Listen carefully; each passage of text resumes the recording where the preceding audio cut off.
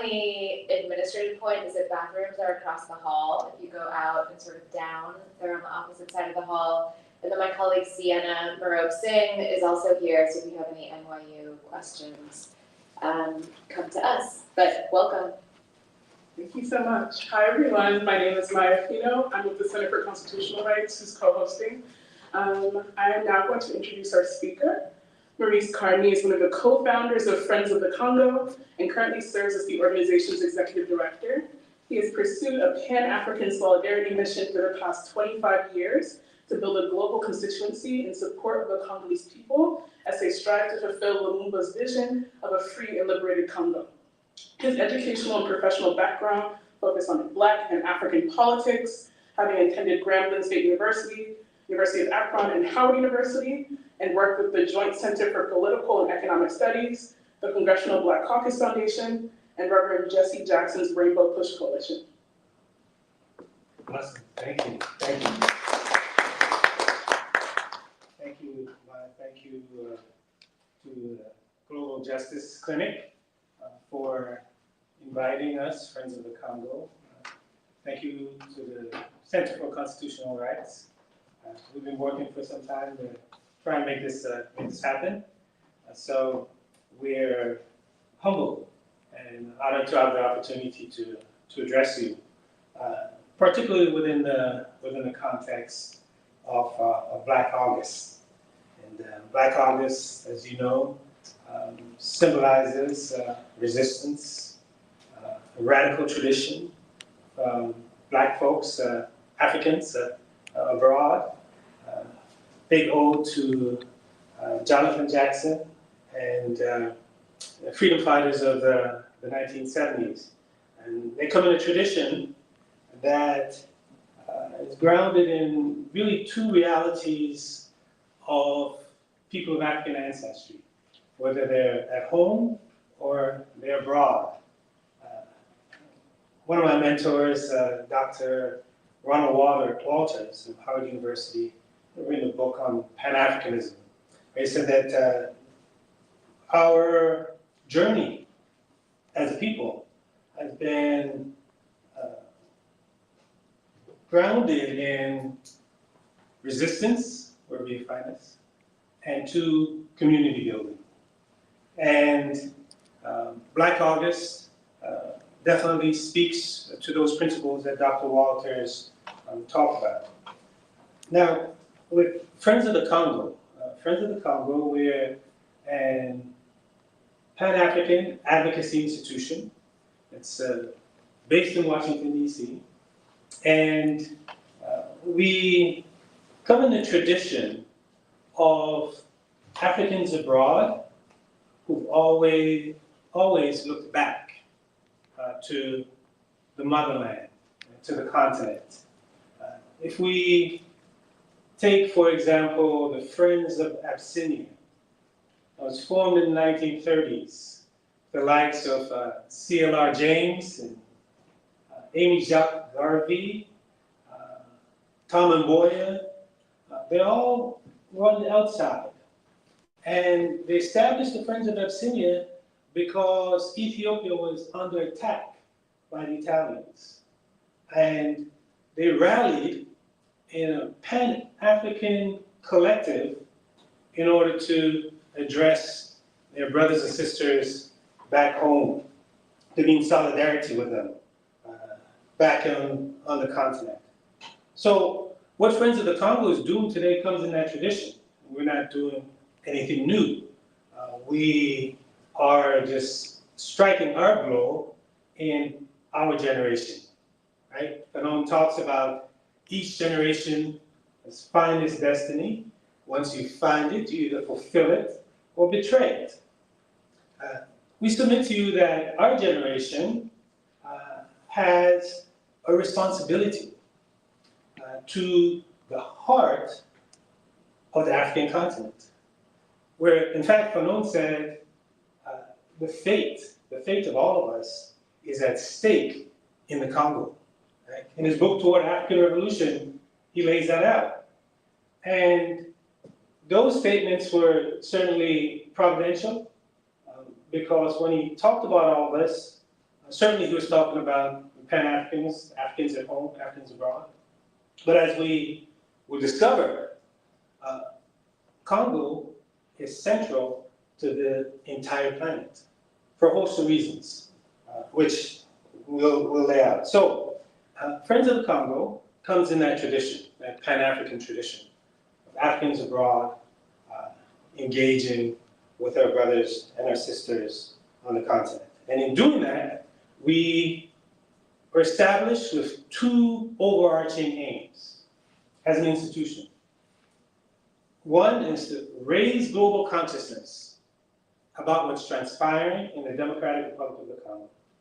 The second is to provide support to local institutions, those that are on the front line who are pursuing peace, justice, and human dignity. In essence, those who are pursuing what Congo's first democratically elected prime minister said at the founding of this party, as Patrice Lumumba, is the Congolese national movement in 1958, October 1958. He said, "Comrades, we're here for one main reason, that's a free Congo." So it is in that spirit that we pursue our mission, raising global consciousness, providing support to local institutions, which we've been doing for a quarter century now. So for us, it is our mission. It is not, we fully understand that the pursuit of change on the African continent is a generational struggle. It is not a sprint. It is a marathon, right? And we have remarkable figures of those who've been abroad, who've gone back to support our brothers and sisters in the heart of the African continent. When Congo was formed, the modern Congo, right, by European powers, much like almost all of the African continent. The continent that we see today is not a product of Africa in terms of its political demarcations. The continent that we see today is a product of Europe. 1884, 1885, the Berlin Conference. It's also called the Congo Conference, where we saw that Congo was given to King Leopold II of Belgium as his own personal property. And they called it the Congo Free State. That didn't have anything to do with the freedom of the Congolese people because they were enslaved, right? They were to be for another 23 years. We call it the Congo Free State because European powers could move freely in that space. Freedom of movement, freedom of commerce, right? Firmly ensconced in those three principles of colonialism. They call it 3 C's. King Leopold II said, well, I'm going to the Congo on a civilization mission. That's the argument the European powers made. We're going to civilize Africa. He said, we're going to create a space where commerce can thrive. The Congo Free State. That was the second C for colonization, commerce. And then, of course, can't do all that without the church. So they brought Christianity as part and parcel of the 3 C's of colonization. Civilization, commerce, Christianity. So Congo was the poster child for this because it was exceptional in that it was given to one king. He ruled it for a 23-year period, 1885 to 1908. Within that 23-year period, the population was decimated by half. Estimated 10 million Congolese perished as the rubber, ivory were extracted in order to fuel Western industries. And it didn't happen in a frictionless space. We had figures like William Shepherd, a Presbyterian missionary, and his wife, Lucy Gant. They went and they documented the atrocities that were being committed by King Leopold II of Belgium. They said, this is not a civilizing mission. This is an enslaving mission. This is an exploitative mission. This is an extractive mission. Another remarkable African American joined them in 1990 by the name of George Washington Williams. He wrote a letter to King Leopold II. He went to the Congo. He said, what we see here is tantamount to crimes against humanity. Now, George Washington Williams is a particularly intriguing fellow and speaks to the heart of what solidarity looks like and the tradition of solidarity on the part of the people of African ancestry. George Washington Williams, he's often referred to as the first African-American historian of note. A remarkable African-American historian, John Hope Franklin, wrote a book about him titled The Biography of George Washington Williams. He was a Civil War hero. He fought for the liberation of Africans right here when the African people had the opportunity to fight for their freedom, right? Don't believe that lie they tell you about Abraham Lincoln and freeing the slaves.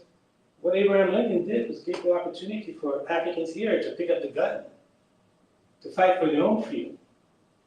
If you just study, to cursory look at the Civil War battles, you see on the front lines and the victories, there's African Americans who were claiming those victories. George Washington Williams was a part of that. So he fought for his freedom here, and he recognized also that his freedom here is incomplete without the freedom of his brothers and sisters back home on the continent. This is in the this is 1890. So before Twitter, before Instagram, before Facebook, right? So this struggle, this anti-colonial battle, has a long tradition.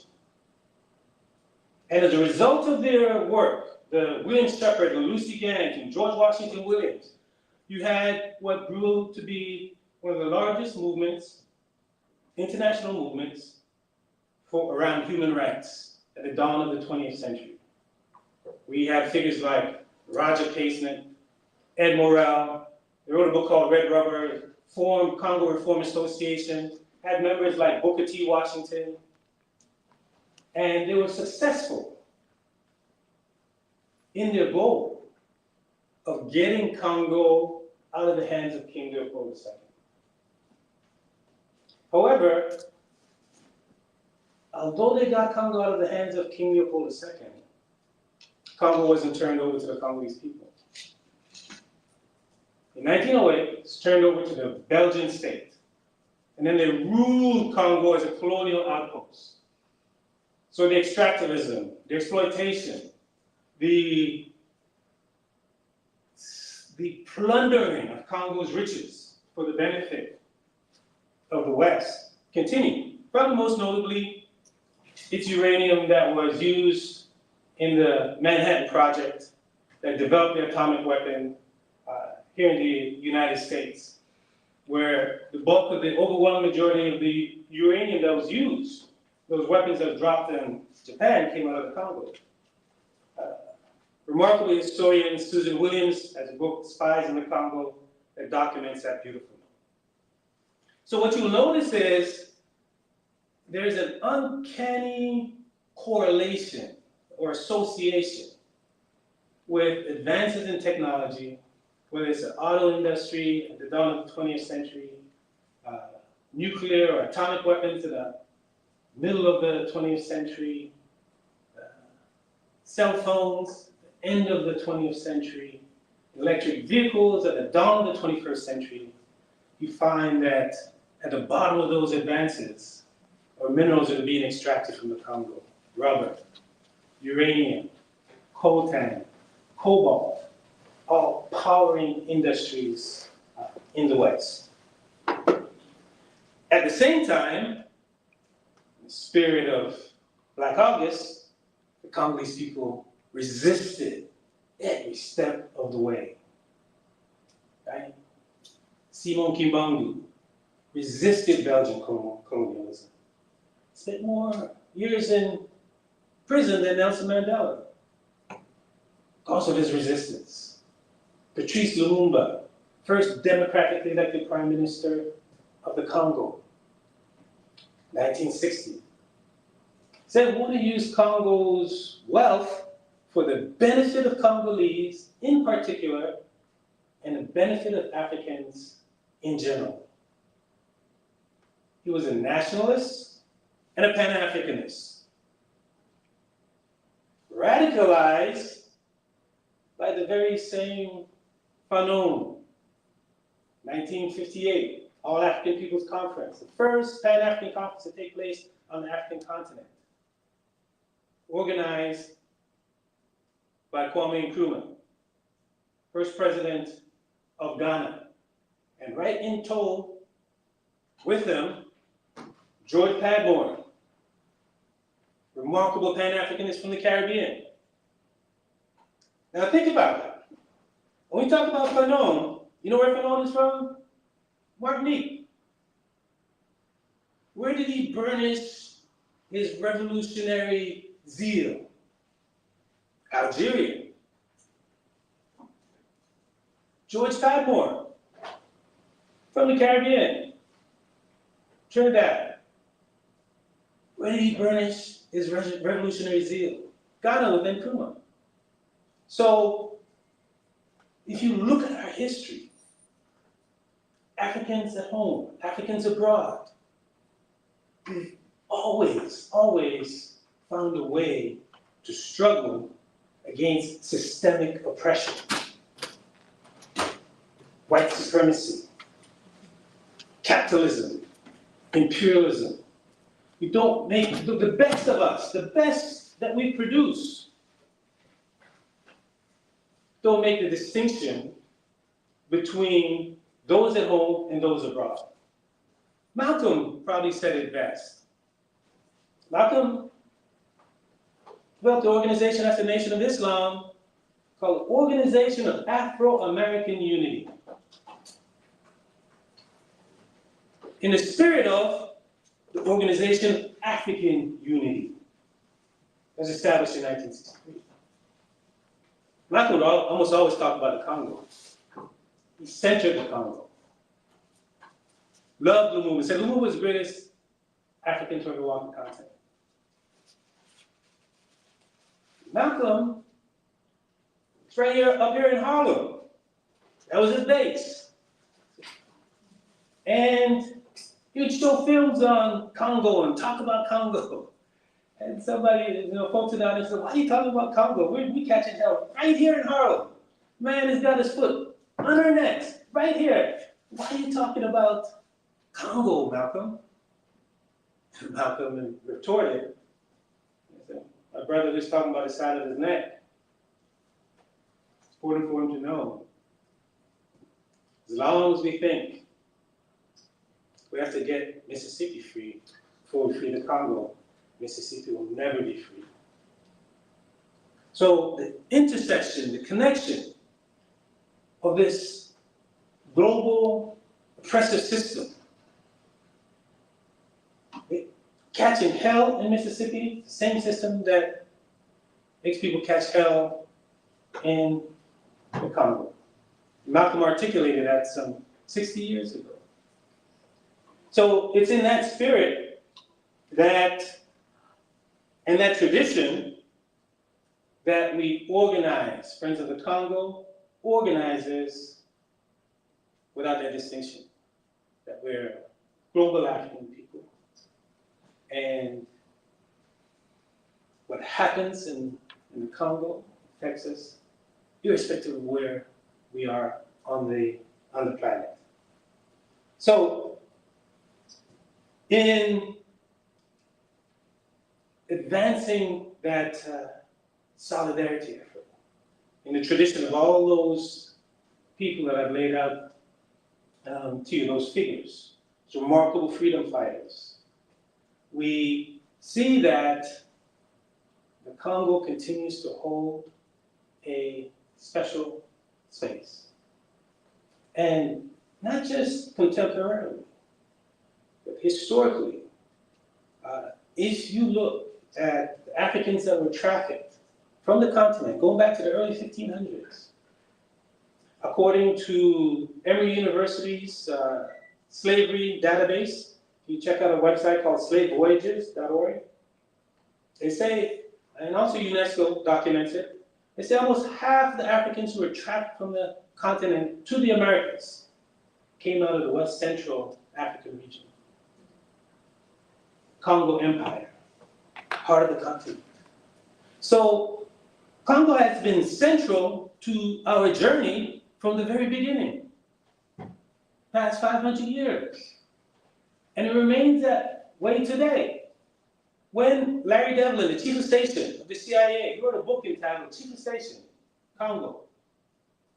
When he overthrew Lumumba, he said, we had to overthrow Lumumba because if we didn't overthrow Lumumba, not only would we have lost the Congo, but we'd have lost all of Africa. That's what the chief of the station in CIA said. He wrote a handbook of how to overthrow a democratically elected leader. That's what we call it, a handbook. It goes in painstaking detail and tells you how he corrupted Congolese politicians, how he moved the battle from the democratic space of the parliament into the streets, where it's a matter of guns and survival of the fittest. Because Lumumba, as brilliant as he was, if he was in front of an audience, in a democratic space, through argument, through debate, he will bring you over to his side. Even the folks who were paid off by the CIA. Devlin said we paid them off, and then Lumumba still got them to vote for, support his point of view. So we need to do a different tactic. So the point is, though, that the enemies of the Congo recognize the centrality of the Congo. The friends of the Congo, Kwame Nkrumah of Ghana, Sékou Touré, Guinea, Modibo Keïta of Mali, they rallied around the Congo in their plan and project for the United States of Africa, their Pan-African project. They saw Congo as the capital of their project for the United States of Africa, that would serve as the industrial engine to power the Pan-African project. It's in the book.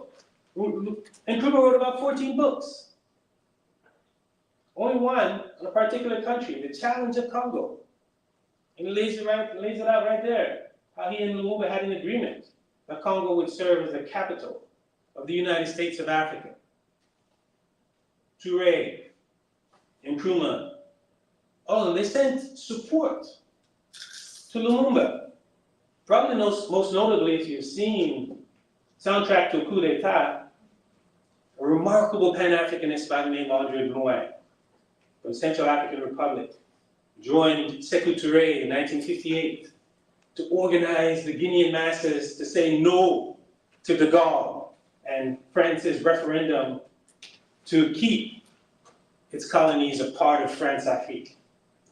She wound up being chief of protocol for Lumumba, one of his speechwriters. So, on the one hand, you have the enemies of Africa, acknowledging and recognizing the centrality of Congo to the future of the African continent. Remember, Fanon said the fate of all of us is at stake in the Congo. Then you have the friends of the Congo, the Nkrumahs, the Tourés, Modibo Keïta, rallying behind Lumumba. Now, take us to today, where we've seen Congo experience the deadliest conflict in the world since World War II, as a result of successive invasions and the support of militia groups in the eastern part of the Congo. Congo is being ravaged by agents of neo-colonialism, in cahoots with imperialists. It was invaded in 1996 by Rwanda, led by Paul Kagame, Uganda, led by Yoweri Museveni, right? with the full backing of the United States and other Western powers that provide arms, training, financing, military equipment, intelligence. They've gotten tired of Mobutu. Congolese people were rallying in a democracy from the bottom up. It was the end of the Cold War. They said the coconut trees were shaking throughout the continent. You had Benin having a sovereign national conference and charting the way, and then Congo with a sovereign national conference in 1992. We couldn't control what was coming up from the bottom. So, support the strongmen, the authoritarian figures. What Bill Clinton and Madeleine Albright, former Secretary of State, and Susan Rice, Assistant Secretary of State for Africa, would call the new breed of African leaders, Renaissance leaders. Paul Kagame, Yoweri Museveni, Meles Zenawi. This motley crew had certain characteristics that they shared. They are authoritarian figures. They invaded another country, had the blood of millions of Africans on their hands. But yet they're presented to us as the Renaissance leaders. You know what is consistent with Congo being the victim of a 30-year war of aggression and plunder? You know what is consistent about that? People next door. Kagame in power for 30 years, Museveni in power for 40 years. They had the Congolese people in a death trap. The Wall Street Journal just published an article this week on Rwanda, Rwandan soldiers in the Congo. Rwanda supporting M23. After so many years now, we have the corporate media saying Rwanda backed M23. You can't read the corporate media now without it saying Rwanda backed M23. It said that Rwanda firing surface-to-air missiles at UN peacekeepers in the Congo constitutes a war crime. We're in law school, international law, all kinds of mass atrocities, crimes against humanity, war crimes. In 2010, the United Nations published a UN mapping exercise report. And in that UN mapping exercise report on the Congo, it said that Rwandan soldiers, because of crimes they've committed in the Congo, if brought in front of a competent court, they could be charged with crimes of genocide.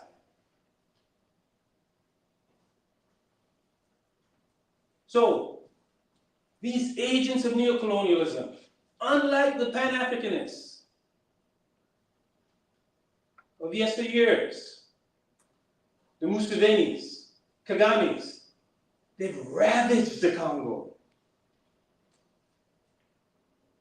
Nkrumah came to the aid of the Congo. Sékou Touré came to the aid of the Congo. These two leaders, the Kagame who wins elections with 99.9% of the vote. Now you know that's crazy. You don't even have 99.9% agreement in your own family. How are you going to have that in a nation of 13 million?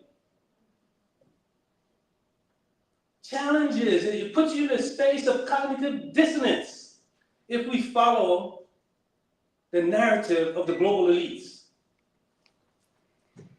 who see these agents as vital to their domination of the world. Access to critical minerals, right?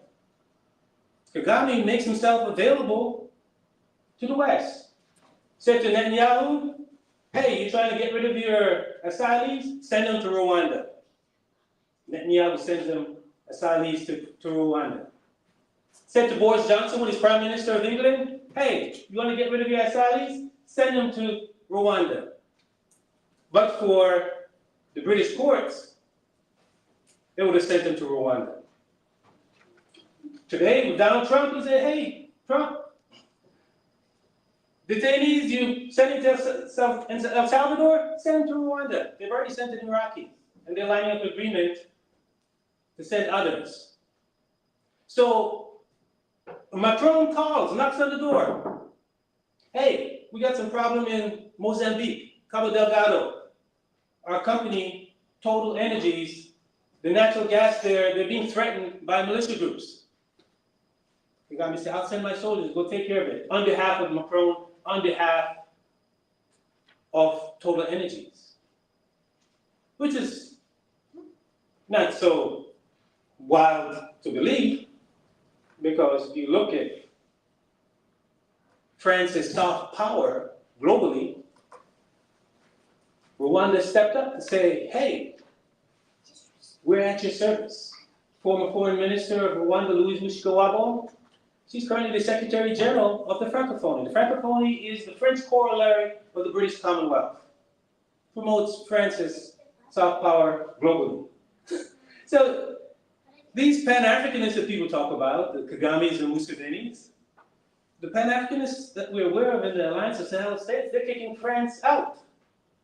Kagame's firmly ensconced in the French sphere of influence. Something got to give. See, the Kagame is a Pan-Africanist, or the folks, one Pan-Africanist in East Africa, embracing France, and another set of Pan-Africanists in West Africa kicking France out. Doesn't add up. So these folks have ravaged the Congo. Invasion in 1996, invasion again in 1998. The second invasion triggered the deadliest conflict in the world since World War II, where an estimated 6 million people perished, half of them children under the age of 5. And right up to today, sponsoring of militia groups, like the M23. And they've been able to do it. They've been able to do it because of the backing that they get from the West. And not just the backing, but as I mentioned, the military, the equipment, the training, the financing, the army, but also the diplomatic and political cover. Sounds familiar? Remember that one hand up when the whole world said there's genocide going on in Palestine and the US put its hand up? In a lot of respects, Rwanda is little Israel in Africa. It gets the cover. That's why we say that we appeal to you, to the American public and citizens, to reach out to your member of Congress and say we don't want our tax dollars financing war in the Congo. By virtue of you supporting, providing equipment and financing to the Kagame regime. So, not to lay everything that's going on in the Congo at the feet of Kagame and Museveni, what they've done is just piled on to an existing system of colonialism, an existing system of plunder. Instead of coming to the side of the Congolese people, they said, we're going to go in. 2022, Rwanda was exporting about $300+ million worth of gold. This is when they kicked off the latest uprising with the M23, Rwanda backing. Today, about $1.2 billion worth of gold they're exporting. The M23 has captured the largest coltan mine in the east of the Congo, Rubaya. Rwanda is the largest producer of coltan in the world, even though they don't have the largest reserves.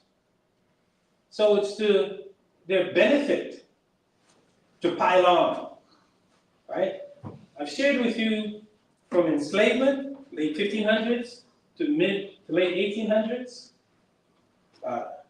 personal ownership, 1885 to 1908 under King Leopold II, colonial rule, 1908 to 1960 under the Belgian state. Congolese people finally elected a leader of their choice who said we want a non-ethnic, non-regional Congo, a Pan-African Congo. And in a matter of weeks, the CIA moved in to overthrow him. He was ultimately assassinated. Less than 7 months in power. Assassination. Then when he was assassinated, that wasn't enough. The US imposed a dictatorship over the Congolese people and Joseph Desiré Mobutu for another 3 decades. When they tired of him, they got rid of him and back to war. So, slavery, private ownership, colonialism, assassination, dictatorship, wars, all imposed on the Congolese people. So that's the systemic challenge that Congo's faced, because what it has done, it's in a lot of respects eviscerated Congolese institutions. Even though as Dr. Nzengola, in his remarkable book, From Leopold to Kabila, A People's History, where he talks about the Congolese people struggling, resisting, and fighting, and they're doing that to this day. So when we look at the Congo, when we look at solidarity, the first thing that we'll acknowledge, not solely the structural and external factors, but the resistance that's coming from the front lines. We work with a coalition of organizations called the Basanja Coalition. The Basanja Coalition is nationwide. Remember, Congo is the size of Western Europe. You can fit France, Germany, Belgium, Netherlands, all these countries in the Congo. So fundamental to change in the Congo, country that size of 400 plus ethnic groups, size of Western Europe, only country on the African continent to have 9 other countries bordering it, really the fulcrum on which the continent swings is coalition. So if you take nothing away from what I shared with you tonight, remember, remember, if you were to take one thing, let's say, don't say take nothing, if you were to take one thing, remember the Congolese people are resisting, they're organizing, they're exercising agency. Whether it's in a conflict in the east, the rainforest in the north, the mining areas in the south, the urban areas in the west, there's resistance, right? There's resistance. So, I'm going to bring it to a close on that in terms of what we can do to support this resistance, to support this. Oh, I'm going to flip it through to another screens for our streaming folks there. In terms of being in solidarity, because this is what we can do from here.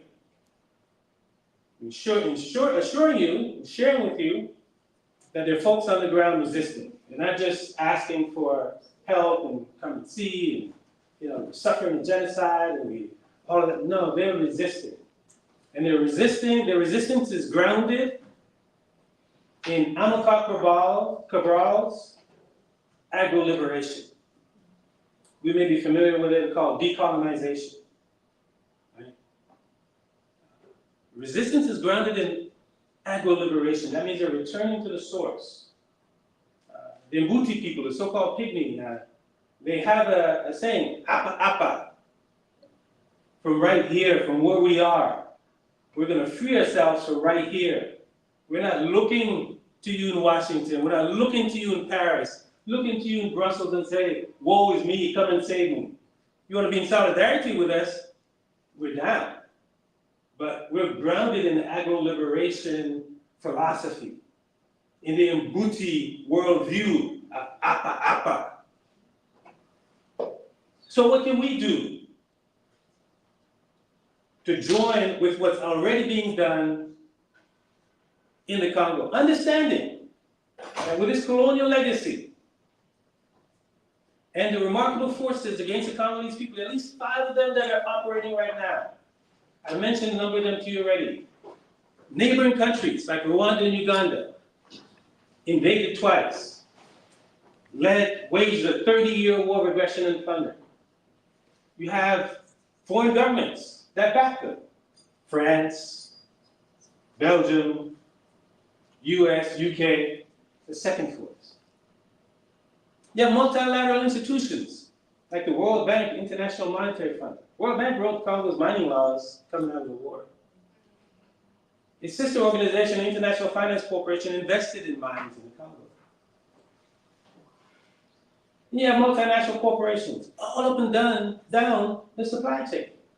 Not just Apple. Some people are boycotting Apple. It's like, you have mining companies on the ground, a whole host of coterie of corporations, right? Current Secretary General of the United Nations, Antonio Guterres, he gave an interview to the Financial Times in 2008. And he said, let us not forget, the international community has systematically looted the Congo. This is before he became Secretary General. He said the international community has systematically looted the Congo. That was his diagnosis. We concur. Now, if the international community has systematically looted the Congo, and that's his diagnosis, what is the prescription? Is boycotting Africa going to resolve the problem?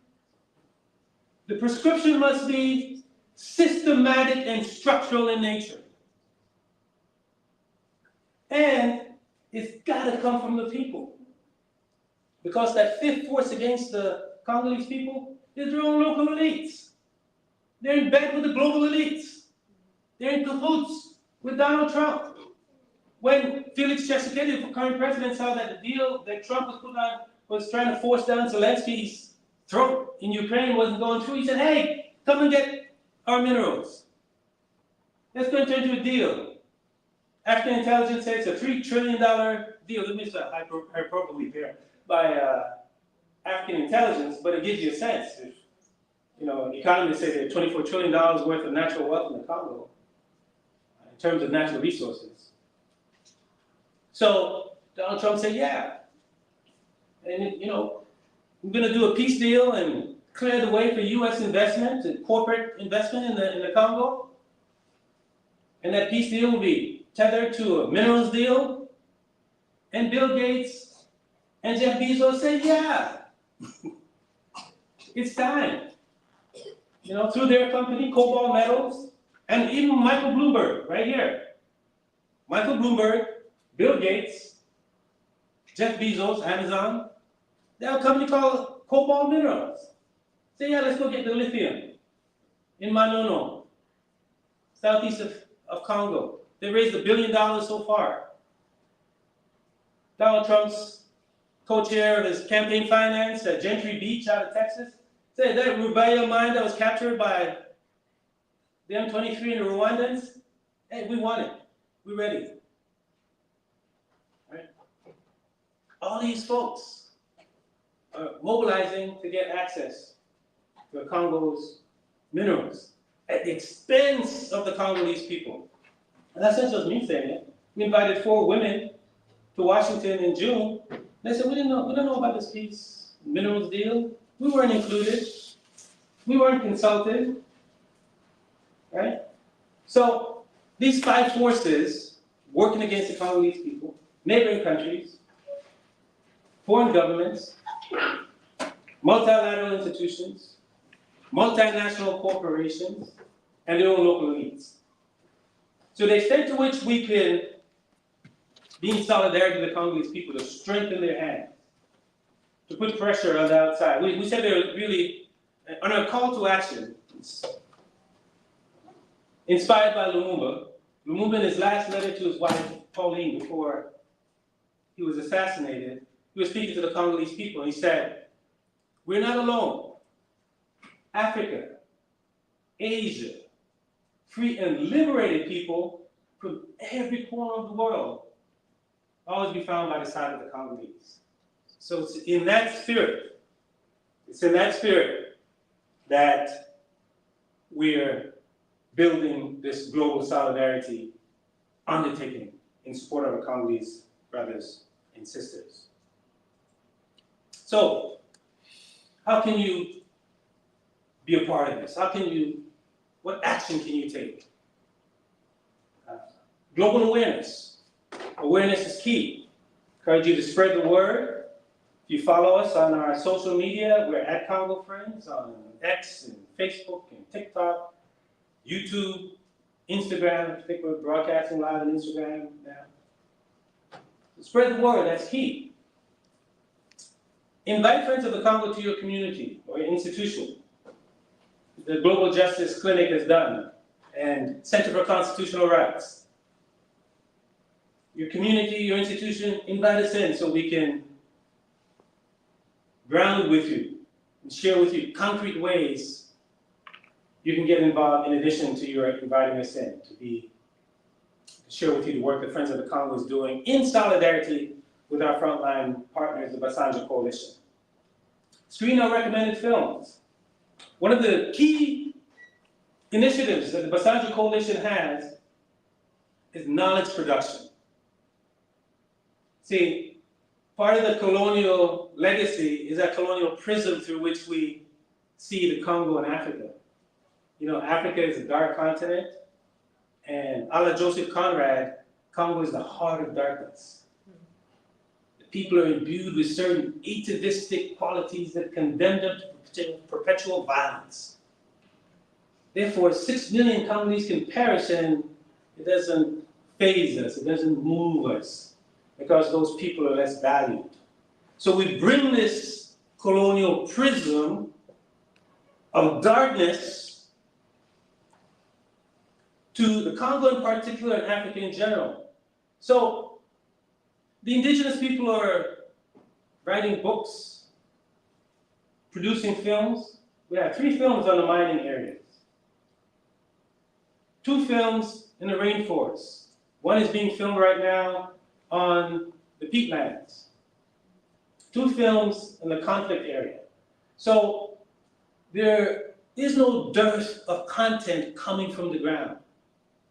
One remarkable figure by the name of Justine Masika. I'm gonna switch and see if I can bring it up. If I can. I can, right? Mm-hmm. Okay. Bring that up.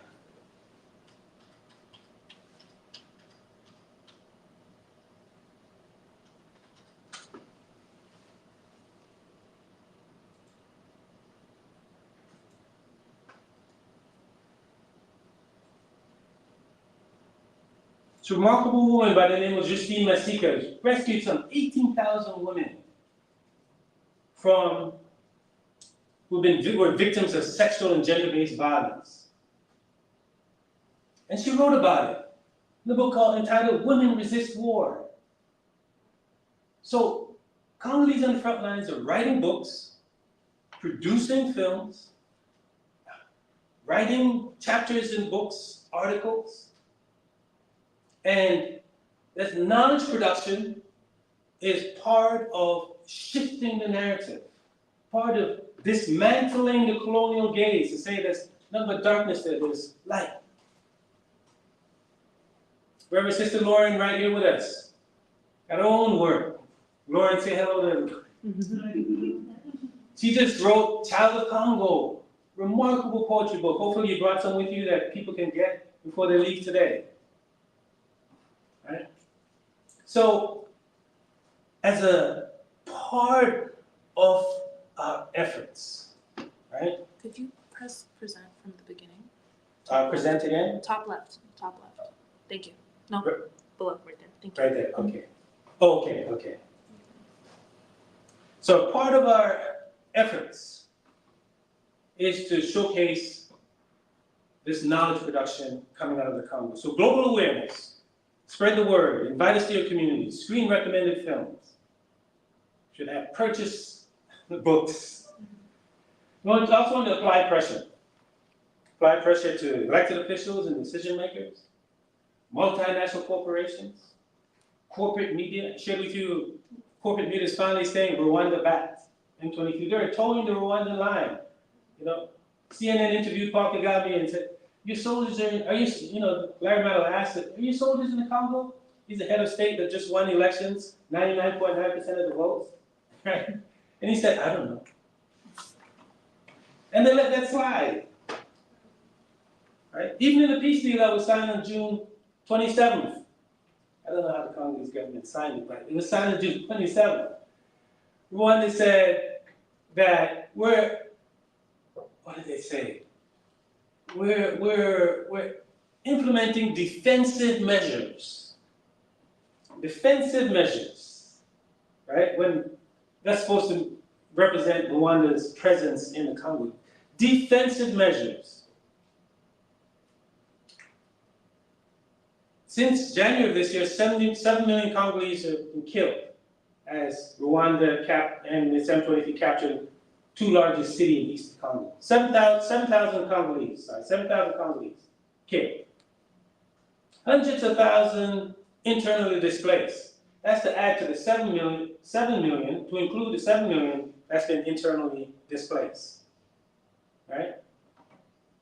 If you look at Rwanda talking about defensive measures, if you take the 30-year war of aggression and plunder against the Congolese people, you've had 6 million people perish, at least 7 million internally displaced. That's about 13 million. That's the size, the population of Rwanda. And you talk about defensive measures. It's just an insult to people's intelligence. So the narrative, pressure in the corporate media is important. Multinational corporations, international rights advocates, they brought suit against 5 tech companies for their practices in the Congo.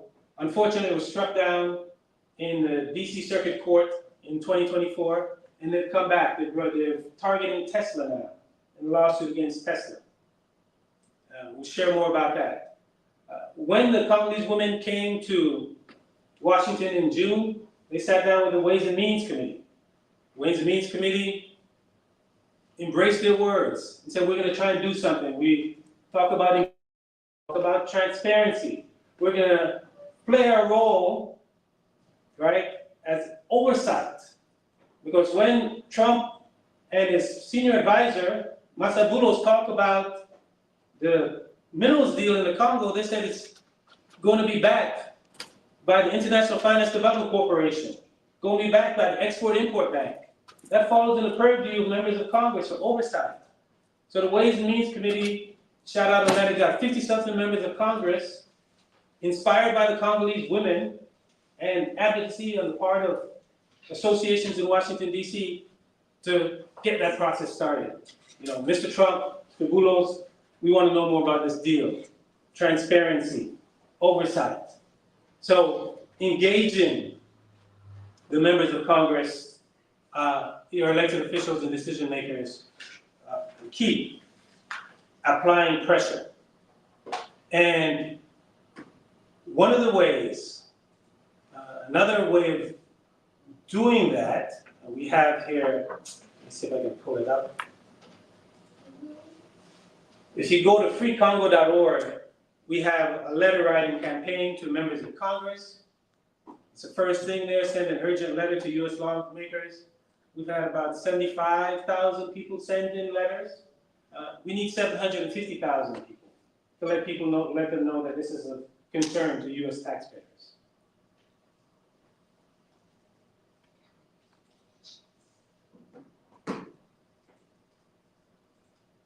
So the call to action, global awareness, apply pressure, and finally, provide support. Donate to humanitarian and movement building efforts. Humanitarian and movement building. It's the Congolese people who are going to hold the Congolese government accountable, a sovereign nation. It's the Congolese people who are going to pressure the Congolese government to act in their interests.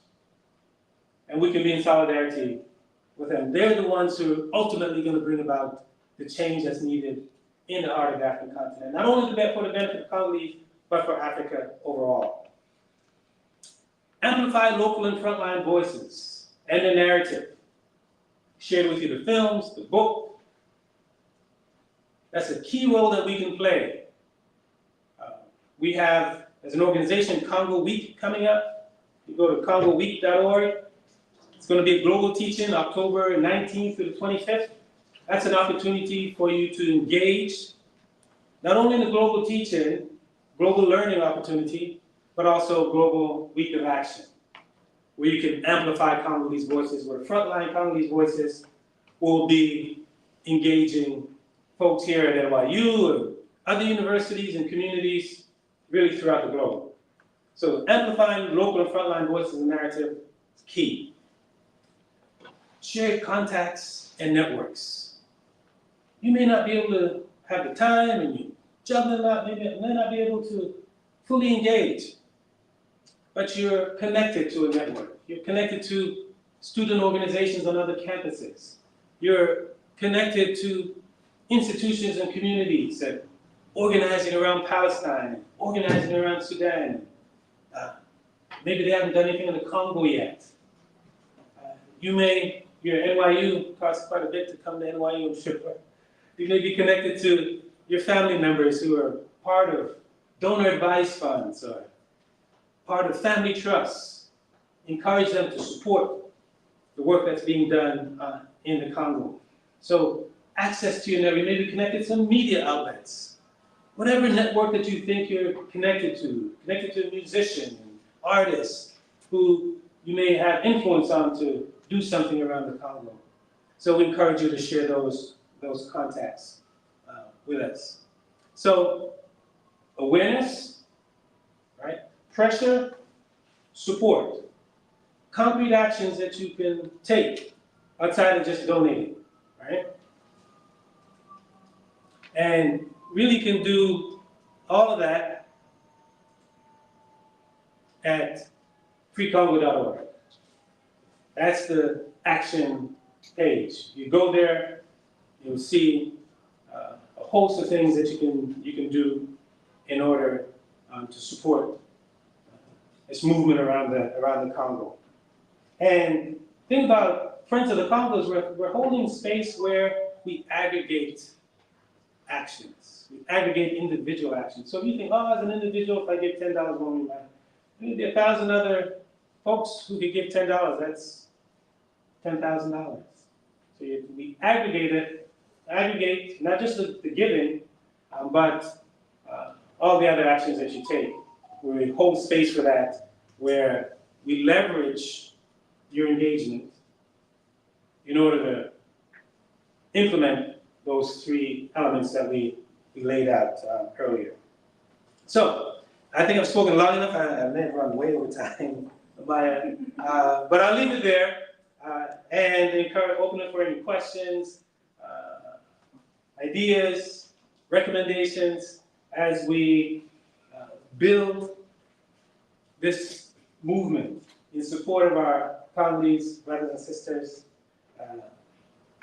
a dignified movement as they pursue a free Congo in this era of collective liberation. Because when we talk about free Congo, we have to talk about free Sudan, talk about free Palestine, and we're so grateful really to the Free Palestine movement, the youth movement, because it has ushered in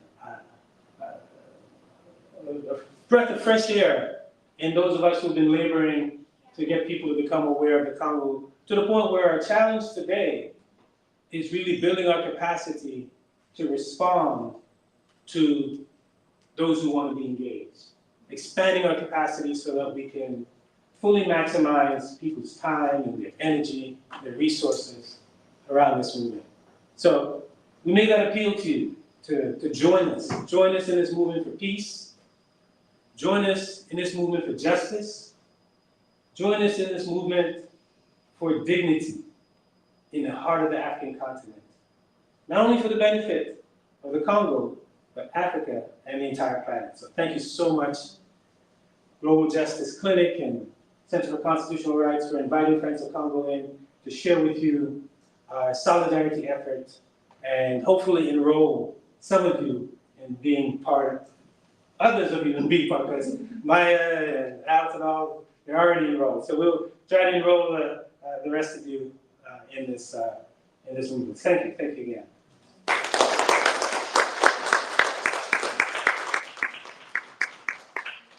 About 15 minutes for questions. Okay, then go on.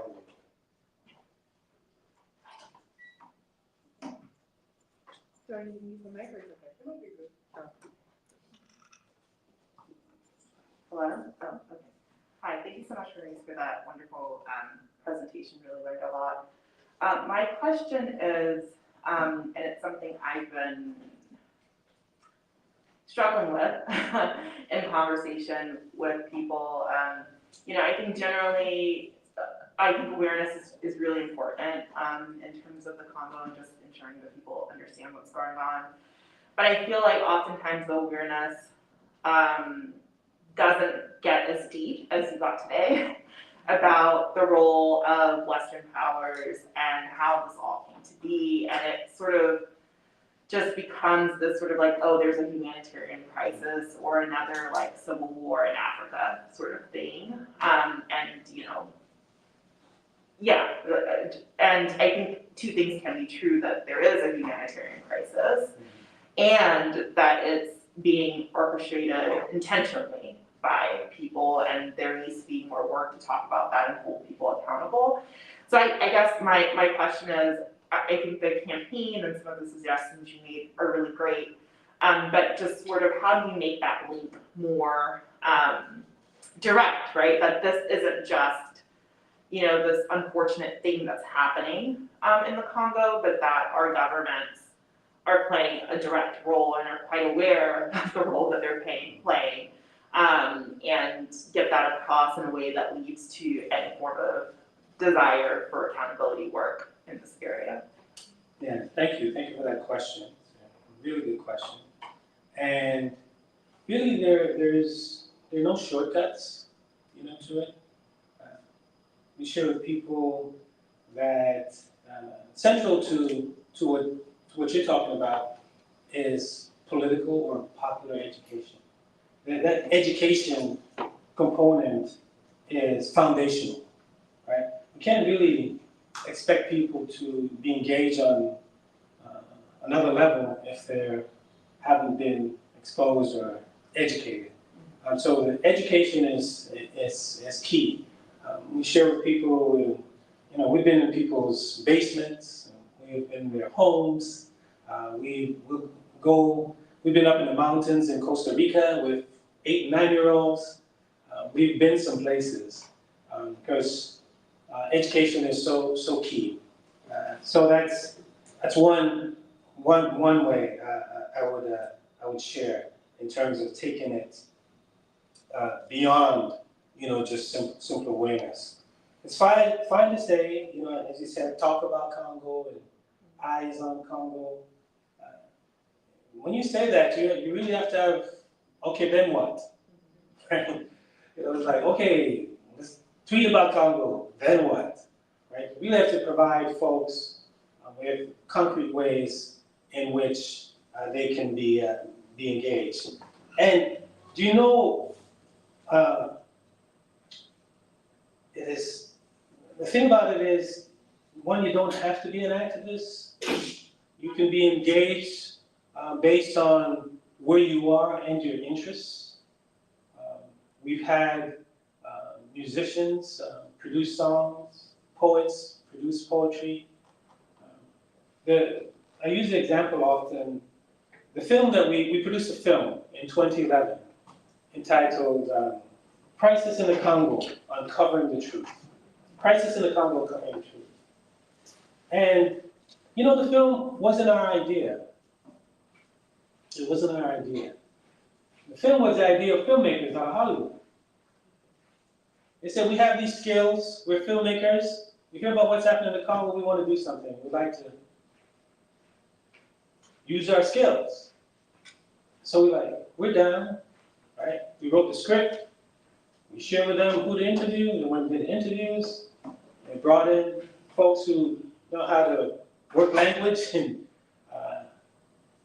boom, they produced a 26-minute short film. It's supposed to be a feature-length film, but they weren't able to raise more money, and the deeper they got a little spooked, to the point where they're like, we don't want our names on it, anything. We're handing it over to you, right? Because they started, the second part of the film was going to get more into the economics and the mining, right? And they started interviewing folks, and it got pretty hairy. So that's why we're the producers of the film, because it was handed over to us. So the point is, it's got to go beyond the, you know, the awareness. That's why we say the pressure. So we say the support. And we also have to understand, too, fundamental to this is that it's the Congolese who are going to bring about change. Whatever we're doing ought to complement their movement on the ground. That's why, you know, what we, Friends of the Congo, we did what we call the Bassanja tour. We brought the frontline organizers, those that you see on the videos and the films, to do a 3-month tour in the United States. We just finished the Bassanja tour in Europe, so people can speak to the folks who are in the front lines in the rainforest, who are on the front lines in the mines, on the front lines of the conflict. Some of them can't go back now because the East is occupied, but that is so, perspective is really important, that we're playing a role in supporting the movement building that's taking place. You know, folks talk about providing humanitarian support. You know who provide the most immediate humanitarian support in the Congo? Congolese themselves, the neighbors, friends, the family members. What we do, when we raise funds or mobilize support, is to enhance, buttress, and expand what they are already doing. It's so key for us to understand that people are already taking action, people are already mobilizing, and part of that education process is letting people know that the agency is being exercised. That's why, you know, Mama Justine, she's exceptional. She's doing the work, she's at the front line, and she wrote about, where did she have the time to write a book? Women Resist War, right? So it's so critical in the framing for us to understand that the work is being done and what our role is to support that work. Yes.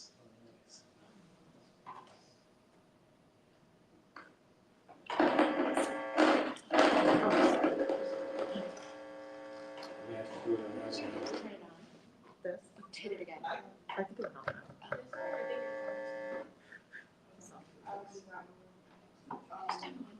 I can ask the question. Okay. So you spoke about Pan-Africanism in the movement early on, and even now you see, I mean, I worked across Harlem, and I've seen, imageries of Ibrahim Traore, and teas and so on and forth. And even if you look at African countries at the moment, I think somewhere in the Senegal, who have demanded models to wear the natural hair. You have in Botswana, who have doing that restriction in the diamonds. Namibia, who have also made sure that the visas is in benefits to their own country. So all these different movements, Pan-African movement occurring at the same time that a recent massacre happened in Congo. And I'm just curious on your end, why do you believe why do you believe leaders in those different regions won't work vocal about what is currently occurring in the Congo if we are speaking of the benefits of Pan-Africanism, Black people all across the world? Why weren't they at the forefront of bringing that issue to the conversation, to the global conversation? If you could repeat the question before you. Yes, so the question is, we talk about Pan-Africanism and the values of Pan-Africanism, and we see, Lauren's talking about being in Harlem and seeing a picture of Ibrahim Traore, the interim president of Burkina Faso, and she was wondering why, with all the interest in hoopla around Traore, for example, why we don't see that those leaders, the Traores and others, coming to the side of the Congolese or mentioning Congo. Is that accurate? So, it's the, states are really interesting, right? I think fundamental to assessing states, right, is to know that they act in their interests. Right? So it was in the interest of Niger, Mali, and Burkina Faso to unify, right? When they were under assault by ECOWAS, the Economic Community of West African States. Right? So they're acting in their interest, and that's their priority as a state. Right? So I think it's important for us to understand that at the outset. And really, I'm not so certain the extent to which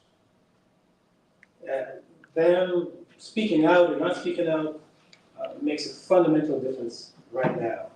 Right? What we've seen, and even if you look at West Africa, right, the United Nations UN Development Fund published a report. It's on a website called Citizens and Soldiers. Citizens and Soldiers. If you go to citizensandsoldiers.org, it's a report. They looked at West Africa. And they did a survey of ordinary people in West Africa. And their survey is consistent with what we've seen in West Africa over the past decade or so, in that people are tired of sitting on top of tremendous wealth and not benefiting from that wealth. Niger, people are tired of being the source of uranium and lighting up France and living in darkness, virtual darkness in Niger. Right? Tired of the neo-colonial imposition, tired of the legacy of France-Afrique. So what you're seeing is youth throughout West Africa mobilized from the bottom up. One can make an argument that part of the reason why we see Ibrahim Traore in Burkina Faso today is because of the youth in 2014 who chased, what's his name, Blaise Compaoré, the would-be assassin of Thomas Sankara, right? Who was a youth, you mentioned Senegal, was a youth in Senegal, Jan Mar, who stood up and blocked Abdoulaye Wade from, continuing in power when his term was up as president. And we've seen these throughout West Africa, the masses organizing against France-Afrique. You have the Urgence Pan-Africaniste and a whole bunch of groups, right? So the leaders that you see in the Alliance of Sahel States, for example, they're a product, in part, especially if you look at the study of the United Nations, of bottom-up resistance movement. And a number of those organizations have spoken out in support of the Congo. And back in 2015 even, you had some of those youth groups under the banner of Pan-Africanism. They had successful movements in Burkina Faso and Senegal. They joined up with Congolese youth in a Pan-African solidarity to try and block a Congolese president who was looking to extend his term in power. They were crushed, they were jailed, they were killed, some were sent into exile. But what they call the Pan-Africanism of the masses is there, and I think that's what's most important. Ideally, I think eventually you want to get to a point of where states would, intervene verbally, let's say, right, rhetorically. But if you look at the leadership in Kinshasa, they're not necessarily in alignment with what you see come out of the Alliance of Sahel States. Now, the former Minister of Justice, Constant Mutaba, he had gone to Burkina Faso, one of the Alliance of Sahel States, I don't know if it's Burkina Faso, but one of them, early on. I don't know even if he did it on his own, got the blessing of the president or what have you. But we see solidarity coming from the people. And I think that's a good point of departure, a good point of engagement. And I think ultimately that's what matters most, because it's really the people throughout the continent being organized in a way that they control and determine their own affairs, right? We have the African Union, that's a Pan-African entity. How is that doing? Not just for the Congo, for any country in the African continent, right? And they really don't control, well, I won't get more, I'll just leave it at that.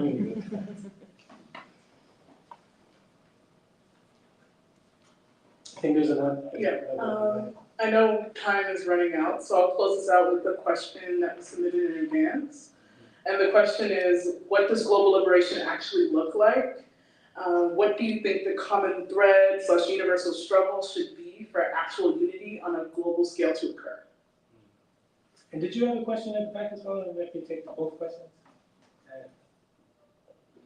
I kind of have that same question, and then I wanted to know, like, just a general question, because I feel like oftentimes, like, people in the U.S. will think, like, they'll look at Africa or, like, other countries outside of the U.S., like, pity kind of outlook, and what you're talking about, when you're talking about resilience, and just, like, based on discussions that I've had with people, I feel like we can actually here learn from leaders, like African leaders, and yeah, and I'm also thinking about how you talked about, like, several times throughout this, like, how the system of capitalism is like an international, global system of oppression. It's not like, oh, it's only in the Congo and it's not here, you know? So my question is about, like, the global part of that, like what the person brought up, and then also, like, how can we here not see what's happening in the Congo as, like, a separate thing, like, how we need, like, how to, like, shift the framework that for us to, like, earlier you said something, and I'm trying to remember what the words were, but you were saying how you have to fight where you are, like, let me see, I wrote it down. Apa, yeah. And I'm thinking about how do we also, like, what should we be doing here, and not thinking, like, oh yeah, we need to just think about the world around us. So yeah, I know it was, like, a lot of words, but I hope that I put it together. Thank you for both questions. And there is I was in a panel with a former minister in Bolivia. I think he was in Bolivia under Evo Morales. And if you know anything about Evo Morales, he rose to power coming out of what they call the water wars in Bolivia, where American company Bechtel is going in to privatize water. And the people rose up, labor unions, indigenous people, to resist. And that ushered in Evo Morales into power. And he was a part of a triumvirate, let's say, right? You had Evo Morales in Bolivia, you had Hugo Chavez in Venezuela, and then you had Correa in Ecuador. And they represented, like, the vanguard left of coming out of Latin America, where they were taking their resources, using their resources for the benefit of their own people. And in the case of Venezuela, others throughout Latin America and the Caribbean. And the minister said something that was interesting. Even of being a part of that, all that effort, you know, he shared, and I have to remember his name so I can share it with the folks. He said that he's convinced that until a local population actually control their own affairs, even in the most progressive governments, right? Until they control their own affairs, we won't see the fundamental change that we're all expecting from global solidarity, right? And, you know, we work with folks throughout the globe, Malaysia, Philippines. We just sat down with some folks from the Philippines yesterday, and they're talking about how they're struggling and how we can learn from each other in a solidarity efforts and movement building. So we see the solution or the path as being people-centered, and struggles throughout the globe where people are organizing, right, to control their local affairs, whether it's in Harlem, Southeast DC, or in Kinshasa, wherever. That's where we seek to engage folks. We have the COP30 coming up in Belém in Brazil in November.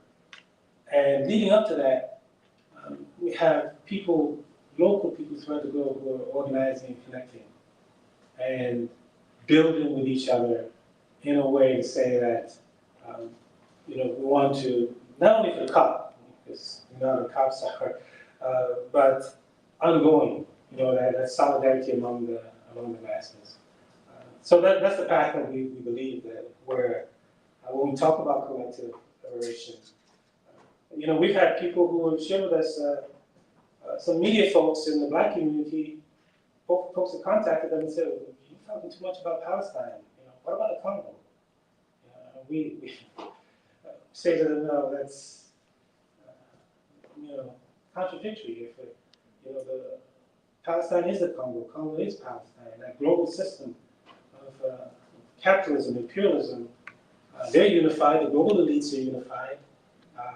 It's time for the people to be unified. There shouldn't be a distinction to say, well, you're uplifting Palestine more, than Congo. If they consult with us, we'll share with them that because people have risen up the way they have into genocide in Palestine, it has boosted the effort to bring about change in the Congo. It's been a benefit. There's a time you'd often say, well, you can only hold one atrocity in your mind at the same time. Today people are talking about Palestine, Sudan, and Congo. That's just on the atrocity front. And as I shared with you, Congo is so much more than question of atrocities. In terms of it relating to people, just in terms of their interests, their personal interests. If you're concerned about the climate change and the planet and the climate emergency, then you absolutely have to be engaged in the Congo, right? We're talking about what they refer to as the second lung of the world behind the Amazon, even though it sequesters more carbon than the Amazon and Borneo combined. It's indispensable when we talk about addressing the climate emergency. So it's of interest to us. And in order to mitigate the climate emergency, they say, well, let's usher in a green energy transition. Here we see Congo being front and center again. It's a green energy transition, it's a transition powered by batteries. Key ingredient in batteries is cobalt. Congo produces 70% of the world's cobalt. If you had about all the countries in the world that produce cobalt, they don't need what Congo produces. So when you're talking about your interests as a people and a safe planet, a planet that's combating, facing devastation as a result of the climate emergency, you have to be engaged. And in the Congo right now, the Sanja Coalition, they're in the peatlands. Peatlands in the Congo is the size of England. And if the peatlands, for those who don't know what peatlands is, it's an area where sediment and foliage is accumulated over thousands of years and it traps carbon. And if that carbon is released into the atmosphere, it can produce up to about 20 years of pollution that we see that comes from the usage of fossil fuels and the burning of fossil fuels in the United States. So it's a global patrimony that must be protected. And it's in our interests to ensure, and the best protectors of that patrimony are the indigenous leaders. That's why we rail against fortress conservation, where they go in and establish these parks. And in order to establish these conservation parks to protect the animals and the plants, they drive out the indigenous community, the best protectors, the so-called pygmies and the Twas and the Mbutis, right?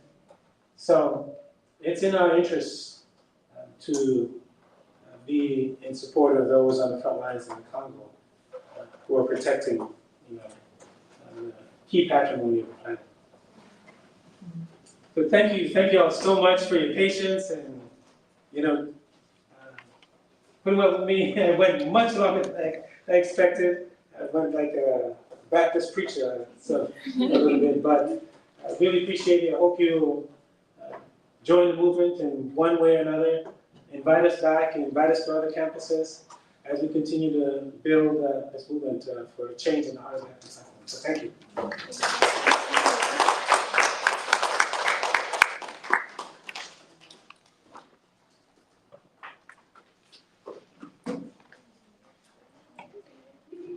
So is the name. name of the coalition you were saying? Is it Basanja, How do you spell that? BASANDJA, DJ. Basanja.org.